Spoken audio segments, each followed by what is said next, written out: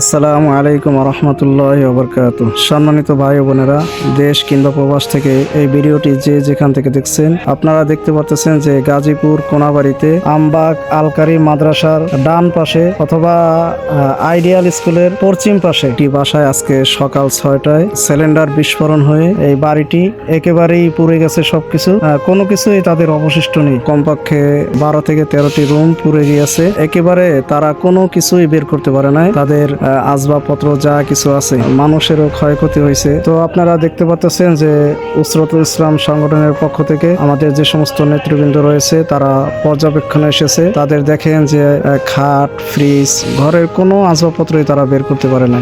তাদের দুপুরের খাবারের ব্যবস্থা করা হয়েছে এবং রাতে তারা যে থাকবে তাদের এই থাকার জায়গাটুকু নাই। আপনারা দেখতে পাচ্ছেন যে সব কিছু একবারে পুড়ে কয়লা হয়ে গিয়েছে, ওয়ালগুলো ফেটে গিয়েছে, জালনাগুলো, কোনো কিছুই তাদের অবশিষ্ট নেই। তো আমাদের উসরাতুল ইসলাম সংগঠনের আমির সাহেব এসেছে, নায়েবে আমির সাহেব এসেছে, সাংগঠনিক সম্পাদক তিনিও আছেন, যুব ক্রীড়া বিষয়ক সম্পাদক। আমরা সকলেই এই পর্যবেক্ষণে এসেছি এবং এই সংগঠনের পক্ষ থেকে আমরা তাদের পাশে দাঁড়িয়েছি। তাদের রাতের খাবারের ব্যবস্থা এবং থাকার ব্যবস্থা এই সংগঠনের পক্ষ থেকে করা হবে ইনশাল্লাহ। আপনারা সকলেই দোয়া করবেন আমরা যেন তাদের প্রয়োজনীয় বিষয় যেগুলো আছে, তো আপনারা দোয়া করবেন আমরা যেন আরো বেশি বেশি করে এরকম ভালো ভালো কাজ করতে পারি। গরিব অসহায় যারা আছে তাদের পাশে যেন আমরা দাঁড়াইতে পারি। আমাদের জন্য দোয়া করবেন, আমাদের সংগঠনের জন্য দোয়া করবেন। সকলেই ভালো থাকবেন, সুস্থ থাকবেন। আসসালামু আলাইকুম ওয়া রাহমাতুল্লাহ।